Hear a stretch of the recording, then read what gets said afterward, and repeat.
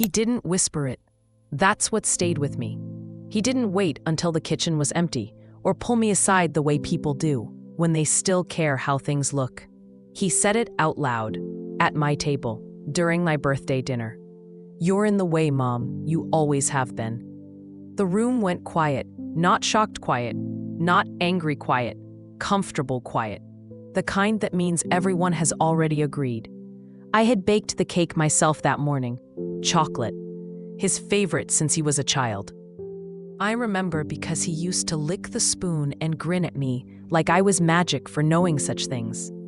The candles were still burning when he said it. My granddaughter froze with her fork halfway to her mouth. My sister stared into her wine glass. My neighbors, invited because family is important, looked anywhere but at me. No one spoke. No one laughed it off. No one said my name. I felt something inside me go very still. Not broken, settled. "Mom," my son continued, clearing his throat as if he were about to give a toast. "We've all been tiptoeing around this for years. You interfere, you comment, you make things harder than they need to be." He gestured around the table. "To be honest," he said, "life would be easier if you stepped back.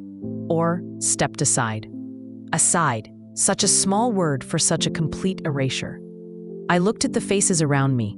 People I had fed, babysat for, lent money to, defended in rooms they never entered. They avoided my eyes with practiced skill. Silence has many accomplices. I smiled, not because I agreed, because I understood. "Oh," I said softly, "I didn't realize." He relaxed immediately. That was the moment I knew he thought he had won. We ate cake. They talked about work, about schools, about vacations I wasn't invited to. I washed dishes while they laughed in the other room. The water was hot, my hands steady. I have always been good at finishing things properly. That night, after everyone left, I sat alone at the table. The candles had melted into wax puddles, crooked and useless. I thought about all the times I had defended my son when others criticized him. "He doesn't mean it," I used to say. "He's under pressure. He's still learning." He had learned, just not what I hoped. I went upstairs and opened the old wooden box at the back of my closet. Inside were documents, letters, a will I had written years ago and never revisited. I ran my fingers over my son's name. Then I closed the box. Not yet. Because revenge, when done properly, is not loud. It is patient. And it waits until everyone is sure you've accepted your place. By morning, the story had already changed. That's how families survive things they don't want to face, by rewriting them before the sun comes up. My son called first. "Mom, about last night," he said lightly. Things got a little emotional. You know how it is. Emotional. As if facts had moods. "I was just being honest," he continued. Everyone understood that. I pictured the table, the silence, the lowered eyes. "Yes," I said. "They did." He exhaled, relieved. Later that day, my sister texted. "He didn't mean it like that. You know how he talks. Don't make this bigger than it is." I stared at the screen. It was already big. They just wanted it quiet. At the grocery store, one of the neighbors from the dinner smiled at me. "Such a lovely evening," she said. "Your son is very direct." Direct. Another word people use when they don't want to say cruel. The invitation stopped after that. Not formally, just naturally. Group messages where plans appeared after they'd already happened. Photos posted online from gatherings I hadn't heard about. Phone calls that ended quickly, always with someone else waiting. I became a scheduling inconvenience. When I did see my son, he spoke to me like a colleague he no longer needed. Polite, brief, efficient. "Did you think about what I said?" he asked once, standing in my doorway. "Yes," I replied.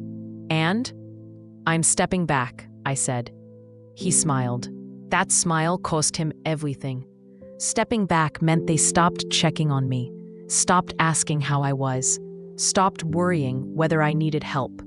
They assumed I would fade quietly. People always do. What they didn't know was that I had begun putting my affairs in order, not in a hurry, carefully. I met with my lawyer the following week, a woman my age, sharp eyes, no patience for euphemisms. "Tell me exactly what you want," she said. "I want my son to have nothing," I replied. She didn't blink. "And what do you want instead?" I thought of the man who sleeps near the bus stop by the library, the woman who comes to the soup kitchen with quiet dignity. People no one looks at long enough to dismiss. "I want it to go where it will be used," I said. She nodded. "Then let's do it properly." That night, I slept better than I had in months, not because I felt vindicated, because I felt clear. My son came by unannounced the following Sunday. That was new. He used to call first, back when my time mattered. He stood in the doorway, hands in his pockets, scanning the house the way people do when they're already rearranging it in their heads. "You've been quiet," he said. "So have you," I replied. He smiled thinly. "I figured you were upset." "I figured you were relieved," I said. That wiped the smile away. He walked into the living room without waiting for permission and sat down in my husband's chair. That chair had never been his, but he sat there like a rehearsal. "Look," he said, leaning forward. "I don't want tension. We just need boundaries. You've always struggled with that." I waited. People reveal themselves when you don't interrupt. "You don't need to be involved in everything," he continued. "We're adults now. We make decisions." "About me?" I asked. He hesitated. "Just long enough." "Sometimes," he admitted. Yes. That was the test, to see if I would argue, to see if I would plead, to see if I would cry. I did none of those things. "I understand," I said calmly. He relaxed again. Silence to people like him always sounds like agreement. He stood to leave. "Oh," he added casually, "we're thinking of selling the house next year. You know, downsizing. It makes sense." He hadn't said we in years. "I'll think about it," I said. "You don't have to," he replied quickly. "We're just planning ahead." Planning, always planning around me. After he left, I stood in the doorway for a long time, not shaking, not angry, measuring. The next day, my lawyer called. "The foundation paperwork is ready," she said. "You can choose to remain anonymous." "No," I replied. "I want my name on it." There are moments when invisibility stops being protection. I visited the shelter that afternoon. Not announced, not escorted. I watched how people lined up, how volunteers spoke, how dignity survived in the smallest gestures. This was where my life would go. Not to applause, to use. That evening, my son texted, "Everything okay? You seem distant." I stared at the message, then typed, "I'm giving you the space you asked for." He replied with a thumbs-up emoji. That sealed it, because anyone who responds to a lifetime with an emoji has already written their own ending. It began with questions that weren't really questions. My son called on a Tuesday evening. "Do you still have the deed in the safe?" he asked, as if we were discussing groceries. "Yes," I said. "Good," he replied. "Just checking. These things get misplaced, like people." 2 days later, my niece stopped by with flowers. She hadn't visited in years. "You look well," she said brightly, her eyes already drifting toward the hallway. "Still managing on your own?" "I am," I replied. She nodded, disappointed. The family group chat came alive again. Talk of estate planning, of being practical, of not leaving things complicated. No one tagged me. They talked as if I were furniture in the next room. At the next gathering, one I was invited to by mistake, I heard my name used like a number. "The house alone is worth. There's also the savings. She won't need much anymore." I stood in the doorway. No one noticed. That was the point. My son caught my eye eventually. "Mom," he said, startled. "We didn't know you were coming." "I live here," I replied. A few people laughed nervously. He didn't.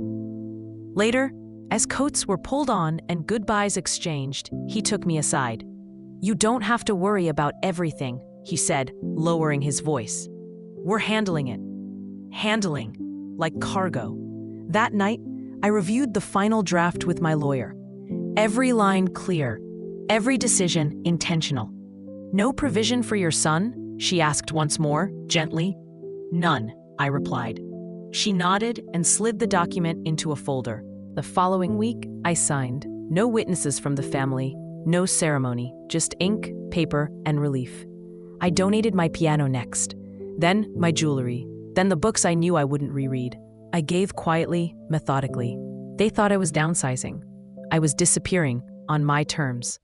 My son noticed something was off. Did you sell something? He asked one afternoon, eyeing the empty corner of the living room. Yes, I said. What? Possessions, I replied. Assumptions. He frowned. Because when people start counting what isn't theirs yet, they get nervous when the numbers change. My son didn't wait this time. He came with purpose. I hear you've been giving things away, he said, standing in my kitchen like a man inspecting damage.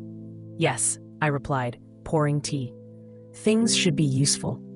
He didn't sit. You should talk to us before making decisions like that, he said. It affects everyone, does it? I asked. He sighed, as if patience were a currency he was tired of spending. Mom, we're trying to be responsible. We need to know what you're planning. There it was. Not concern, inventory. The family followed, calls, messages. Gentle pressure wrapped in familiar voices. We just want to help. Don't make this difficult. Think about the children. Always the children. As if love could be inherited like furniture. My sister came by with a casserole and a warning. He's worried, she said. You know how he is. I do, I replied. She hesitated. You're not planning anything extreme, are you? I smiled. Define extreme. She didn't laugh. That evening, my son returned. This time, he sat. We need clarity, he said. You've always been fair. Fair, the word people use when they expect something. I am being fair, I said calmly. To myself, he leaned forward. You're upset. Let's not make permanent decisions out of temporary feelings. Temporary. They always say that when permanence benefits them. I stood and walked to the window. Outside, the streetlight flickered on. A man I recognized from the shelter passed by, hands tucked into his coat, moving with quiet purpose. He had once thanked me for soup like it was a gift, not a meal. I turned back. You told me I was in the way, I said. He blinked. That's not what I meant. It's what you said, I replied, in front of witnesses. He opened his mouth, closed it. So here is your reassurance, I continued. I am not confused, I am not angry, and I am not changing my mind. His face hardened. About what? He asked. I met his eyes. About who will benefit from my life, I said. He stood abruptly.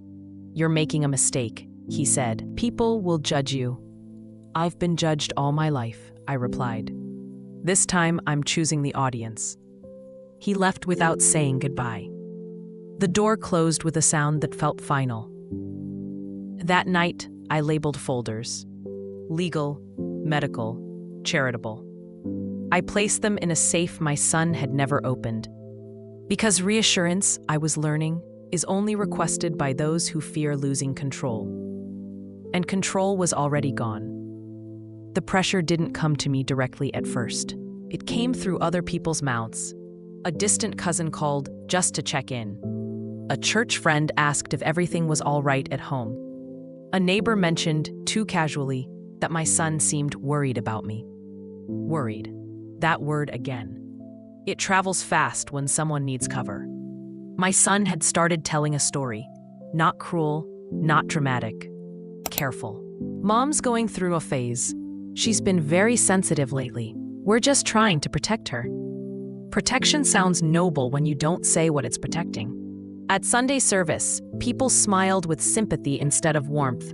How are you holding up? One woman asked, squeezing my hand. I'm doing well, I said. She looked surprised. The email arrived on Wednesday.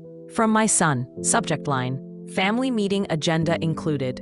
Concerns, next steps, avoiding regret, as if regret were a group decision. I replied with one sentence. I won't be attending. The typing dots appeared, disappeared, appeared again. Finally, this is getting out of hand. I set the phone down. That afternoon, I met with the director of the foundation. A modest office, No grand promises, no speeches. We don't need recognition, she said. Just clarity. You'll have both, I replied. We reviewed the terms: education programs, emergency beds, legal assistance for those who had no one to speak for them. People my son never noticed. On my way home, I stopped at the cemetery. My husband's stone was cool under my palm. He learned how to count early, I said quietly.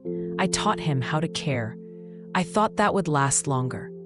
The wind moved through the trees like a response. That night, my son called again, angry this time. You're humiliating me, he said. People are talking. Yes, I replied. They are. You're making me look heartless. I waited. You're supposed to be my mother, he added. I closed my eyes. I said. Every day I mattered to you. He hung up. The next morning, a letter arrived by courier. Legal letterhead, a request for mediation, not a demand, a test. I took it to my lawyer. She read it once. Are you prepared for this to become public? She asked. Yes, I replied. I've already been discussed in public without my consent. She nodded. Then, let's be precise. That evening, I wrote a statement. Not accusatory, not emotional. Factual. Dates, words spoken, witnesses present. Truth doesn't need volume. Because when people try to turn you into a villain, they underestimate one thing: how powerful a calm, documented truth can be. The mediation was held in a small conference room with neutral walls and a clock that ticked too loudly. My son arrived early. He always liked to feel prepared. He brought papers, a lawyer, a practiced expression that said reasonable. I brought nothing. That unsettled him. We're here to find a compromise, the mediator said gently. My son nodded. That's all we want. We. He still spoke as if I were a committee. He went first. Spoke about family unity, about misunderstandings, about how words at a party had been taken the wrong way. You know I didn't mean it like that, Mom, he said, turning to me. You know me. I did. That was the problem. When it was my turn, I didn't raise my voice. I didn't argue his version. I corrected it. You told me I was in the way, I said. At my birthday dinner, in front of witnesses, no one disagreed with you. The mediator wrote something down. My son shifted. You've spent months counting what you believe is yours, I continued, discussing my house, my savings, my timeline. You never asked me what I wanted. I was protecting you, he said quickly. From what? I asked. He didn't answer. His lawyer cleared his throat. Perhaps we should discuss expectations around inheritance, he said carefully. That was my cue. There will be no inheritance, I said calmly. The room went still. My son laughed once, short and sharp. That's not funny. It's not meant to be, I replied. I slid a single document across the table. Not the will, a summary, clear, final. My estate will be transferred to a charitable foundation supporting people without homes, I said, effective upon my death. The mediator looked up. My son stared at the paper like it was written in another language. You can't be serious, he said. I am, I replied. I have never been more serious. You're doing this to punish me, he said, voice rising. No, I said. I'm doing this to use my life for something that still needs it. He leaned forward, angry now. After everything I've done, I met his eyes. After everything you said. The mediator tried to intervene. Perhaps some time? There will be no time, I said gently. Time is what allowed this to happen. My son stood. This isn't over, he said. It is, I replied. He left without looking back. The door closed softly. Not a slam, just an ending. Outside, the air felt lighter. Not because I'd won, because I'd stopped pretending. News travels faster when there's nothing left to inherit. It didn't come from me. It came from whispers that slipped through polite circles, church committees, neighborhood lunches. Distant relatives who suddenly remembered my phone number. I heard you changed your will, one woman said gently, as if checking the weather. Yes, I replied. I did. There was a pause on the line. Oh, she said. That's unexpected. Unexpected is what people call decisions that don't benefit them. My son's version spread quickly. She's being manipulated. She's emotional. She doesn't understand the consequences. I understood them perfectly. That was the problem. The foundation asked if I wanted anonymity. No, I said. I want clarity. They published a small announcement. Nothing dramatic. Just facts.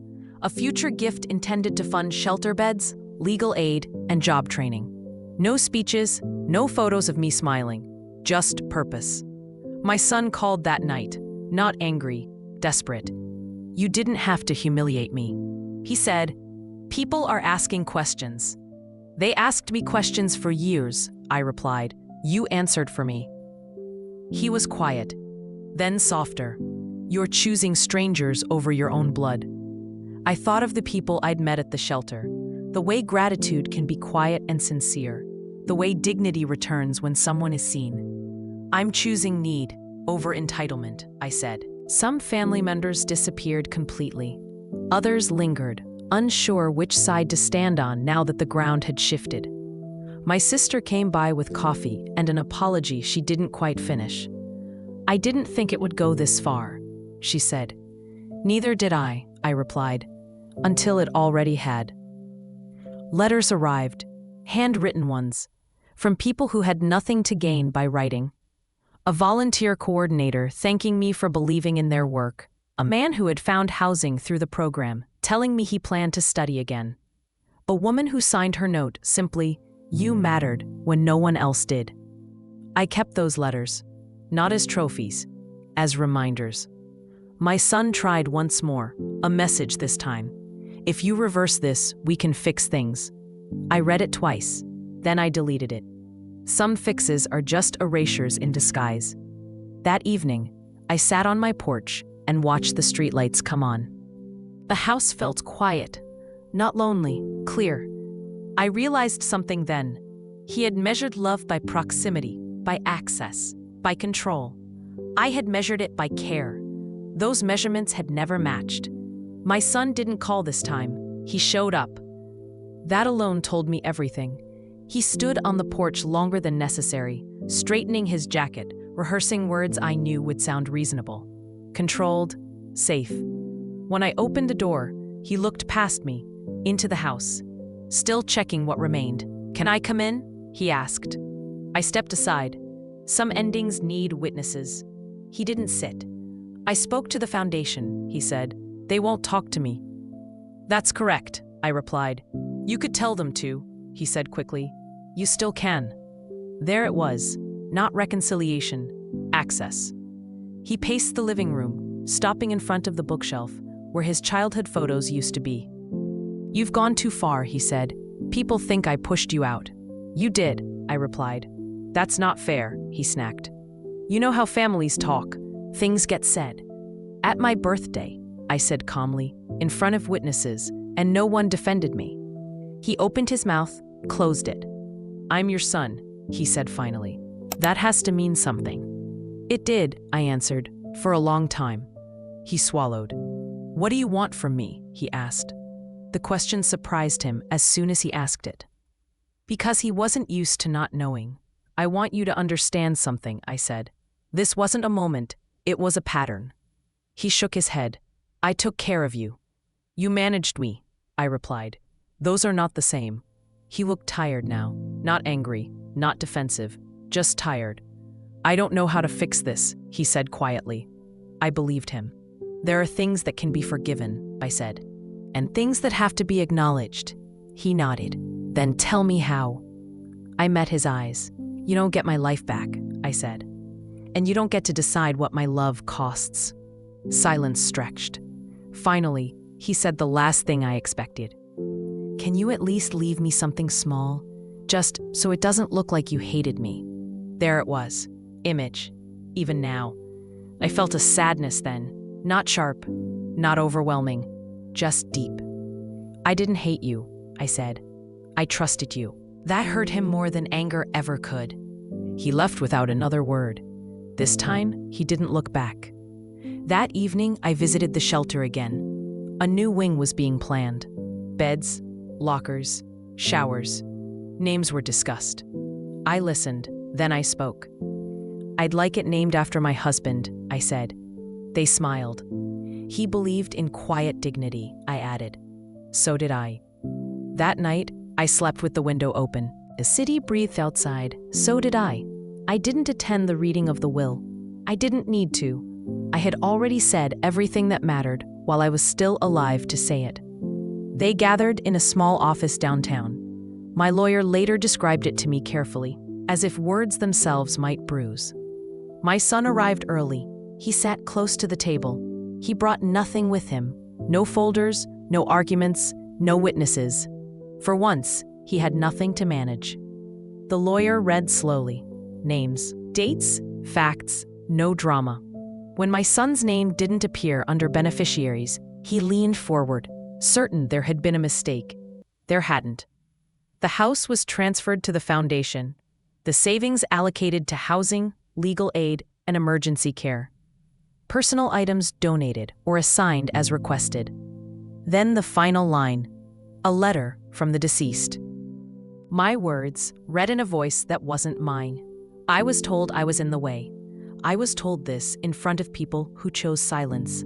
So I stepped aside, not out of spite, but with purpose. What I leave behind goes to those who were never given a place to stand. The room stayed quiet. No one interrupted. My son didn't argue. That surprised everyone.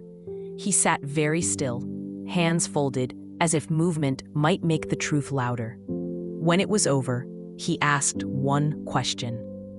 Was she angry when she wrote it? The lawyer shook her head. No, she said. She was very clear. I heard later that he cried in the parking lot.